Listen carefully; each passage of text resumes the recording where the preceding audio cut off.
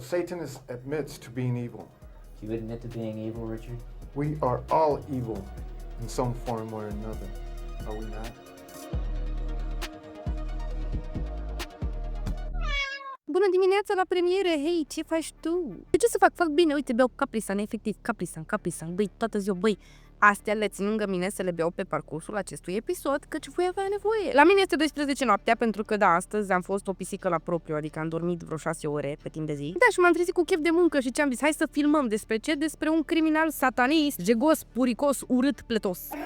Richard. Tipul ăsta, sincer, a fost ceva rău, efectiv, urmărea femei noaptea pe la geam și de asta, sincer, trage draperia femeie. Richard este motivul pentru care eu îmi trag draperiile, efectiv, nu suport geamurile goale. De ce dracu trăiți fără perdele? Nu înțeleg cum puteți trăi fără o perdea. El este motivul pentru care eu verific ușa de 2 ori, cel puțin, înainte să plec de acasă și în timp ce sunt acasă, înainte să mă pun la nani. De ce? Pentru că tipul meu, efectiv, mergea noaptea, bântuia prin oraș, se oprea la diferite case, se uita pe geam. Și când vedea o gagică era mamă, intra peste gagici în casă, le omora bărbații, cu ele întreținea relații intime în timp ce ele erau forțate să se jure pe satana că nu știu sincer, ce-i venea lui în cap atunci pe loc. Însă în cazul în care nu mă cunoști, bună, eu sunt Cara, chei Pisica Neagră și pe canalul ăsta vorbim despre crime, dispariții, chestii dubioase care se întâmplă undeva într-un colț de lume și noi habar nu avem de chestia asta. Așa că dacă și tu ești fascinat de partea asta întunecată a lumii, a oamenilor ciudați, vă simt ciudată, sunt ciudată. De ce mă întreb? Nu am întrebat, nu înțeleg de ce am răspuns. Welcome to the club, honey, ia loc. Ești binevenit aici printre noi ciudăței. Avem și interviuri cu Richard pe care le voi posta doar pentru membrii și poze de la locul crimei. Da, fii pe fază. De ce nu ești membru? Devino membru. It's fun. Dacă ai fi fost membru, deja ai fi văzut acest videoclip până avea o săptămână, dar n-am. Ei bine, frumoșii mei, da. Richard, criminalul, satanistul, pletosul, jegosul, puricosul, așa că da, luați-vă ceiul cu runzelile, cafeluța, toate alea și poftă bună. Deci, bun, suntem în Mexic. Richard s-a născut într-o familie destul de numeroasă, adică, sincer, erau vreo 5 copii și știm despre tatălui că a fost polițist, lucra undeva pe căile ferate și era destul de abuziv. Iubea alcoolul, of course, why not? Nu știu dacă observați, dar din ce în ce mai des, în toate poveștile despre criminale, avem tot timpul cel puțin un părinte de căcat care se asigură că copilul lui va fi traumatizat pe viață și va deveni un criminal în serie la dracu. Mă rog, animalul ăsta care ar fi trebuit să fie de fapt un tată era foarte nervos, iubea alcoolul, se certa foarte des cu soția lui, o bătea și pe ea și pe copii. Și da, Richard nu a avut un start în viață foarte bun, mai ales că la vârsta de 2 ani a fost lovit în cap, adică a fost lovit. Cum să vă explic? Copilul stătea în casă și avea o mobilă veche, ok? Și o bucată de mobilă a căzut, nu știu, cred că îmi imaginez un dulap. Un dulap foarte șubret, a căzut o bucată de mobilă direct în capul lui și, mă rog, da. Copilul, într-adevăr, nu a leșinat, nu a murit, dar totuși o lovitură în cap este o lovitură în cap și să nu uităm, are doar 2 anișori. Timp că a mai primit o lovitură în cap pe când avea 5 ani, se afla la școală, efectiv, și-a luat dita mai leagăn în cap și a leșinat. Din acel moment el a avut convulsii toată viața lui. Psihiatru Michael Stone a comentat chestia asta și a spus că, practic, abuzul constant pe care Richard l-a suferit, mai ales la nivelul capului, a contribuit foarte mult la personalitatea lui schizoidă și la faptul că nu avea empatie față de restul persoanelor, mai ales față de victimele lui. De asemenea, a mai adăugat că faptul că el a primit foarte multe lovituri în cap și a fentat moartea de mai multe ori până la vârsta de 6 ani, efectiv copilul meu era să moară de mai multe ori. Din cauza asta, el a dezvoltat epilepsie la lobul temporal, agresiune și, de asemenea, hipersexualitate. Fix ce nu ne dorim într-un copil traumatizat. Hipersexualitate, ceva rău. Abuzat fiind de tatălui în mod constant, sincer avea și leziuni cerebrale și el ce-a zis, ok, bun, deci acasă nu mai vreau să stau, este un mediu foarte ok pentru mine și a început să meargă foarte des acasă la verișorul lui, Miguel, care era mai în vârstă, de asemenea a fost veteran de război, adică omul meu a fost prin Vietnam, deci vă puteți da seama că nu a fost ok din punct de vedere psihic. Acum nu vreau să zic că oamenii care vin din război sunt nebuni, sunt niște oameni perfect normali, sunt niște oameni onorabili care au făcut foarte multe sacrificii și nu doar sacrificiul de a merge într-o zonă de război, ci oamenii ăștia pierd foarte multe lucruri în viață. Gândiți-vă că foarte mulți oameni care merg în război când vin înapoi nu mai au nevastă, nu mai au copii, își pierd joburile, vin cu tot felul de tulburări, de traume și practic nu-și mai repot face viața niciodată și sincer în America sistemul de sănătate este destul de praf și nici nu primesc ajutor. Din cauza asta vreau să știți că majoritatea oamenilor pe care îi vedeți pe străzi sunt de fapt veterani care și-au sacrificat viața, familia, efectiv tot ce iubeau ei mai mult pe lumea asta, să se întoarcă înapoi acasă și să fie ai nimănui practic. Deci da, Miguel se afla cam în aceea situație, nu era un om foarte ok din punct de vedere psihic, avea foarte multe traume și a început să vorbească foarte mult cu Richard și să explice, uite, m-am dus în Vietnam, am tău pe femeia asta și a început să-i arate fotografii. I-a arătat fotografii la un moment dat cu o femeie, adică cu o femeie, cu capul ei. Efectiv, Miguel stătea așa cu capul ei în mână și a spus, o vezi pe femeia asta, da, am și am omorât-o. Vă dați seama, săracul Richard, efectiv, copil, are 10 ani, este traumatizat, vai șamar de capul lui, are un tată de toată. Și la un moment dat vine omul ăsta care îi oferă liniște și zice lucruri interesante. Vă dați seama că Richard era la modul, wow, ce cool, ce mișto, vreau și eu. Și la un moment dat chiar a început Richard în sine să devină agresiv, pentru că, cum să vă explic, la un moment dat Richard, așa spune el cel puțin, a dormit prin cimitir să scape de tatălui care era foarte abuziv. Taxul l-a găsit acolo și drept pedeapsă l-a legat de o piatră funerară și copilul meu ce a zis, ok, Miguel, învață-mă și pe mine cum să răpesc oameni și să-i omor în cazul în care trebuie să mă apăr de tatăl meu, ceva foarte rău. Și Miguel a învățat. Ok, este o zi frumoasă de 4 mai 1973. Bun, Richard este la Miguel acasă, stă pe canapeaua lui, habar nu am ce face. Între timp, Miguel se ceartă cu nevasta lui și într-un moment ăsta de nebunie ia pistolul și o împușcă în față. Richard vede tot. El este arestat într-adevăr și Richard atunci zice, băi, unde mă duc? Acasă nu-mi doresc să mă duc în niciun caz. Mă duc la sora mea care este măritată. Robert. Robert este bărbatul acestei femei care, sincer, și el avea probleme foarte mari, adică era un pervers și jumătate. Gândiți-vă că la un moment dat lua pe copilul nostru Richard, care, by the way, încă este un minor și a început să spioneze femeile pe la geamuri. În 1977, Miguel este eliberat de la psihiatrie și ghișe, se alătură și el în această mică aventură, așa că merg toți trei și spionează femei în timp ce dorm, în timp ce se spală, în timp ce se schimbă și se uită, efectiv. Deci da, Richard a mers din rău în mai rău, practic, da, într-adevăr, acum nu mai era abuzat de nimeni, nu-l mai bătea nimeni, nu-l mai trăgea nimeni de plete, dar totuși făcea chestii super dubioase, avea hobby-uri de-astea foarte ciudate și mind your business, la un moment dat s-a angajat omul meu într-un hotel, încă era la școală, încă era minor. Și sincer, chestia asta mi se pare super mișto, mai ales pe timp de vară, nu ești la școală, vrei să-ți faci niște buzunari de bani. Da, știu, vreau să fac o mică paranteză. Știu, sunt perfect conștientă că încurc foarte mult cuvintele și le întorc pe dos. Chestia asta se întâmplă foarte mult din cauza faptului că vorbesc limba germană și de când am învățat limba asta, limba în sine este pe dos, se vorbește pe invers. Spre exemplu, 23 se zice 32. Așa că m-am obișnuit să întorc cuvintele pe dos, cum a fost aia cu baza de date. Eu am zis data de baze, efectiv. Sorry, am vrut să lămuresc și chestia asta pentru că, da, mi se atrage atenția foarte des că pocesc cuvintele să le întorc pe dos. Îmi pare rău, vorbesc 3 limbi, nu este un flex chestia asta, bine, este un flex, dar mă rog. Nu o fac intenționat, efectiv, cuvintele se schimbă în creierul meu și se amestecă și e ceva rău. Bun, revenim, Richard s-a angajat într-un hotel și a început să fure, efectiv, a profitat la maxim de chestia asta. Practic, ce făcea? Intra în camere, pentru că el avea cartela aia să intre în fiecare cameră, avea acces peste tot.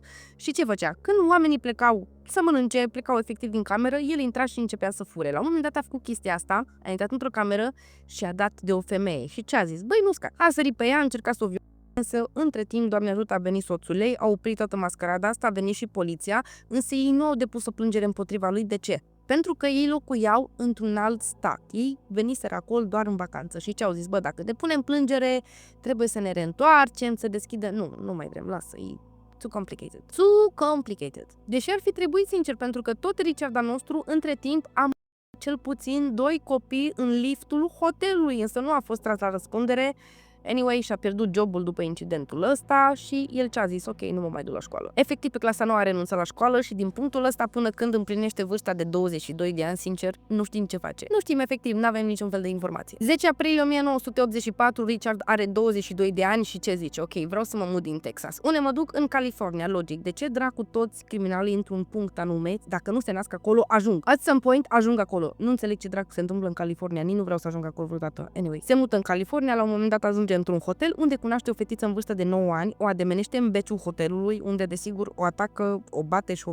El nu a fost suspect în crima asta până mai târziu, când a fost prins și s-au comparat probele între ele și s-a zis, da, bun, ăsta este criminalul și în cazul ăsta. Deci, în mod oficial, prima lui victimă a fost o fetiță de 9 ani, ceea ce e destul să-ți faci o impresie despre el, adică este un om de căcat. Pe lângă că ești ruc cu spume, ești de căcat. De aici mere direct spre sud, intră peste o femeie de 79 de ani. Suntem pe 28 iunie 1984, ok? Femeia asta dormea, o înjunghe, aproape o decapitează, efectiv, fură tot ce prinde din casă și pleacă. Acum polițiștii au o singură informație. Băi, tipul ăsta a intrat pe geam și a lăsat o amprentă. That's all we know. Efectiv, polițiștii nu aveau niciun fel de informație și ce-au făcut? Au lăsat cazul în aer. 17 martie 1985, Richard își găsește o nouă victimă, o femeie care se afla în fața casei ei, a fost atacată, ăsta a venit, a împușcat-o direct în față, însă miraculos a supraviețuit. Dar de ce? Practic, când femeia l-a văzut, și-a ridicat mâinile dorindu-și cumva să-și protejeze fața, practic, și când a ridicat mâinile, avea cheile de la casă în mână și glonțul practic a ricoșat, ea a leșinat într-adevăr și a pierdut conștiința, însă a rămas vie. Richard nu și-a dat seama de chestia asta. Și-a lăsat victima acolo și a intrat în casă, neștiind că mai există cineva în casa aia. Dale, o femeie de 34 de ani care locuia împreună cu victima lui. Ce s-a întâmplat a fost că femeia asta a auzit împușcătura de afară, a bănuit ce s-a întâmplat și s-a dus în bucătărie să se ascundă după mobilă. Practic era un fel de insuliță în mijlocul bucătăriei, o să vă arăt o poză pe aici pe undeva. De a stat ascunsă acolo. Richard, când a intrat în casă, în primă fază nu a văzut-o, însă la un moment dat femeia asta a ridicat capul să vadă, băi, unde este ciudatul care a intrat peste mine în casă, și atunci Richard a văzut-o și a împușcat-o. La nicio oră Richard, după ce a furat tot din casă, a dat de altă femeie, practic în trafic. Femeia asta afla în mașină, o scoate afară, o omoară și fuge. O chestie sincer pe care cel mai des o vezi în GTA, diferența este că în GTA faci chestia asta probabil să furi o mașină, în schimb el nu, el a omorât-o doar să fie omorâtă, pentru că în momentul în care a fugit pe jos, nu a luat mașina cu el. 27 martie 1985 intră într-o altă casă, ok?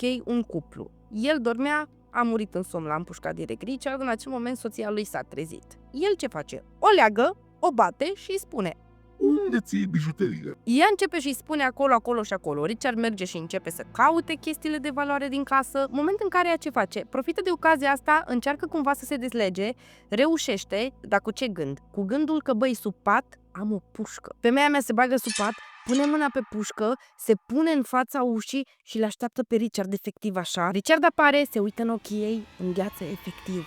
Femeia mea l-are în vizor, da? Apasă pe trăgat și n-are gloanțe. Nu are gloanțe, sincer, nici nu vreau să știu ce a fost în sufletul femeii când a realizat că, băi, nu pot să mă apăr, efectiv, nu am gloanțe. A fost atât de nervos pe femeia asta că a avut tupeul să încerce măcar să se apere, încât a împușcat de 3 ori, s-a dus în bucătărie, a luat un cuțit, s-a dus din nou la ea, i-a scos ochii pe care i-a pus într-o cutie de bijuterii și mai apoi a încercat să întrețină relații intime cu cadavrul ei, însă nu a putut obține o erecție. Și nu vă gândiți că nu a obținut o erecție că ea era moartă, nu. Era nervos. El nu a putut obține o erecție pentru că era nervos pe ea. După chestia asta, așa cutia de bijuterii în care încă se află ochii ei și pleacă, nu știu, probabil să nu bată la ochi. Mă rog, polițiștii ajung la fața locului, au o amprentă de păpuc mare, imensă în fața casei, au comparat probele din casă și deja zic, da, ok, bun, putem confirma, avem de-a face cu un criminal în serie. Sincer, nu vreau să vă povestesc despre toate crimele pe care le-au comis, pentru că sunt destul de multicele și a făcut cam aceeași chestie întotdeauna, a furat mașina, a intrat în casă peste oameni, a omorât, a furat tot ce a apucat și a plecat. Dar în schimb vi le voi spune pe cele mai importante, care ne oferă probabil o altă perspectivă asupra situației. Pe 29 mai fură un Mercedes și intră într-o altă casă, ok? În casa asta locuiesc două surori, Mabel, care are 83 de ani, și Flo, care are 81. Richard a intrat în casă, s-a dus direct în bucătărie și a pus mâna pe un ciocan pe care l-a văzut și prima dată a atacat-o pe Flo și mai apoi s-a dus înspre Mabel. Femeile au fost legate, bătute, electrocutate și mai apoi psihopatul nostru a luat un ruj, efectiv a furat un ruj roșu și a început să deseneze pe pereții camerelor chestii satanice. Mă rog, chestiile astea aparent nu au fost desenate doar pe pereți, ci și pe coapsa lui Mabel. Femeile au fost descoperite 2 zile mai târziu, ambele au trăit și au fost duse la spital. 6 iulie intră într-o altă casă, dă de o femeie de 61 de ani, se află în sufragerie, pe canapea, se uita la televizor, femeia a dormit efectiv acolo. Ăsta a intrat, a omorât-o și a început să o bată destul de agresiv, adică i-a dat efectiv cu piciorul direct în mijlocul feței, dar cu talpa piciorului. A lovit atât de tare cu piciorul în față încât efectiv i-a lăsat o amprentă de păpuc pe mijlocul feței. Și dacă te întrebi cumva ce făcea cu toate mașinile pe care le fura, pentru că da, trebuie să lămurești și chestia asta, e bine, nu le păstra. Le fura și le abandona mai târziu prin alte locuri. Da, și chestia asta a continuat, însă a început să adauge chestii foarte dubioase, adică în timp ce femei le punea să jure pe Satana că jurăm pe Satana că îl iubești pe diavol, jurăm pe Satana că nu mai există bani în casă pe care poți să-i furi sau bijuterii sau chestii de genul ăsta și desana pentagrame și chestii foarte dubioase. La un moment dat a omorât o femeie și știu că cu cuțitul, practic, a tăiat-o și tăietura era în formă de cruce întoarsă pe pieptul ei, ceva rău. La un moment dat a intrat în casa lui Bill și Inez Erickson, care aveau 30 respectiv 29 de ani. A intrat în dormitor, l-a împușcat direct pe Bill de 3 ori și s-a îndreptat spre femeie. A legat-o, o bătea sălbatic cu pumnii, o lega cu cravată efectiv și mai apoi a pus-o într-un dulap, în timp ce a început să caute prin casă chestii de valoare. După care a revenit la ea, a început să o vede și a pus-o să jure pe Satana că îl iubește pe diavol. La sfârșit, după ce a terminat cu ea, nu a omorât-o, ci s-a uitat așa la ea și a spus: Spune-le tuturor că de Whitestone a fost aici. și a plecat, efectiv, a plecat omul meu. Femeia mea s-a dus la niște vecini, a primit ajutor, a ajuns la spital și ea și soțul ei, care, by the way, a supraviețuit. Doctorii au scos 3 glonțe din capul lui Bill, însă el, prin minune, a supraviețuit, ceea ce, Doamne ajută, foarte bine. Inez a oferit o descriere foarte detaliată polițiștilor despre cum arată Richard, cum are vocea, părul, efectiv totul, chestie care a ajutat foarte mult în anchetă și nu doar asta, ci mai târziu a venit o altă probă. Dacă vă aduceți aminte, eu v-am povestit că Richard fura foarte multe mașini, într-adevăr, însă nu le păstra, ci le abandona random pe unde apuca. A făcut chestia asta și cu o Toyota. Polițiștii mai târziu au găsit mașina și pe oglinda retrovizoare efectiv au găsit o amprentă. Cu profilul făcut de Inez plus aceste amprente, sincer, el a fost identificat și sincer a fost găsit destul de ușor pentru că avea foarte multe probleme cu legea, adică lua foarte multe amenzi și era un drogaș și jumătate, era logic, avea probleme, dar de-astea găinării, gen. Și acum trebuie să te explic altceva. Tu probabil te întrebai care acum a fost identificat cu ajutorul amprentei care a fost găsită în mașină, însă totuși prima amprentă nu a fost folosită, știți, aia de pe geam. Ei bine, dragii mei, aparatul care a fost folosit să-l identifice acum pe Richard, sincer, nu a existat atunci. Abia ieșise pe piață și a fost pus în funcțiune și, sincer, a fost un mic miracol că Richard a fost găsit și zic asta pentru că în sistemul ăsta existau amprentele infractorilor care s-au născut după data de 1 ianuarie 1960, adică doar cu 2 luni înainte ca Richard să se nască. Și dacă Richard s-ar fi născut, spre exemplu, cu 3 luni înainte, aparatul ăsta nu era de folos. Pe 29 august 1985 s-a ținut o conferință publică în care polițiștii au zis: știm cine ești, au eliberat și fotografii cu el efectiv peste tot în ziar, la televizor se vorbea despre el, ciudatul din noapte care vine și te pândește la geam și au spus: băi, știm cine ești, nu scapi, nu ai unde să te ascunzi. Într-un final a fost prins, însă sincer nu polițiștii l-au prins, ci un bătrânel de vreo 80 și ceva de ani, vă povestesc acum. Bătrânelul ăsta stătea la el în casă, ok? Totul bine și frumos, până când la un moment dat a auzit un țipă destul de puternic, de femeie și a ieșit afară să vadă ce se întâmplă. În tot acest timp ce se întâmpla, Richard practic se plimba prin acest cartier și încerca să fure mașini, să le spargă. Nu a reușit pe partea unde casa bătrânului era și s-a dus peste drum. Încercând să fure o mașină, a observat că într-o mașină era o femeie și a început să o atace. Ea a țipat și bătrânelul a ieșit afară. Bărbatul s-a apropiat de Richard, care deja era în mașină, și s-a uitat psihopatul nostru la omul ăsta și i-a zis: nu te apropia să te împușc. Însă bătrânelul, sincer, era destul de șmecherit, s-a uitat așa prin geam și a zis: nu e pistol. A sărit pe el efectiv. Între timp a venit și soțul acestei femei care a încercat să o apere, a venit omul meu efectiv cu o bâtă, o bară mare de oțel, i-a dat una în cap lui Richard și în acel moment el a fugit. Între timp, când toate chestiile astea se întâmplau, copiii moșulețului au ieșit afară, 2 băieți, și moșulețul i-a zis: păi, nu lăsa să scape. Copiii au fugit după el, l-au prins, l-au pus la pământ și în câteva secunde deja și-au dat seama: băi, noi l-am văzut pe ăsta la televizor, ăsta e criminalul. Richard într-adevăr a încercat să scape, dar cu frumosul, gen le-a spus acestor băieți că: vă rog frumos să mă lăsați să plec, că mă urmăresc niște băieți răi care vor să mă bată și eu trebuie să scap, să mă ascund, dar nu. Not today, Satan. Richard a fost arestat pe loc, procesul a început și, sincer, s-au întâmplat lucruri destul de dubioase care s-au întâmplat și în cazul lui Ted Bundy, adică foarte multe femei erau fanele lui Richard, deși, da, e o frumusețe rară, ce pot să zic. Mai ales Dorina a fost fana lui, care din 1985 i-a scris undeva la 75 de scrisori și în 1988 s-au căsătorit. De fapt, stai, am greșit eu, în 1988 Richard a cerut-o de nevastă și în 1996 abia s-au căsătorit. Femeia mea l-a iubit atât de mult pe Richard încât a spus: în ziua în care va fi executat, eu mi-au viața. Dar omoară-te de la mea, ce trăiești pentru mine? 2013 a venit și el, sincer, era logodit deja cu o altă femeie, o scriitoare care avea doar 23 de ani. Nu pot să-mi imaginez cum tu, ca femeie, intri cu Richard în camera aia de făcut fichi, că te las o dată pe lună, parcă, dacă nu mă înșel, și intri acolo de bună voie. Bro, you got some problems. Pe 7 iunie 2013 a fost condamnat la moarte, însă, sincer, el a murit pentru că avea insuficiență hepatică. Deci, dacă am asta a fost și povestea despre frumușelul ăsta, Doamne, încă nu poți să treci peste chestia asta. Cum dracu să intri să te flocoșești cu urâtul ăsta? Toți facem alegeri proaste în viață, crede-mă. Știu. Și eu am făcut niște alegeri pe care le regret, pe unele nici nu le recunosc măcar, adică nu, but it's a little bit too much. Aștept părerea ta în comentarii, ce crezi despre chestia asta? Tu ai putea să intri în camera iubirii de bunăvoie cu Richard? Dacă asta a fost și episodul frumos și mei, vă super mulțumesc că m-ați urmărit până la final. Uitați că mă puteți susține printr-un like, comentariu, share, să vă abonați, să apăsați pe clopoțel, că postăm în fiecare sâmbătă,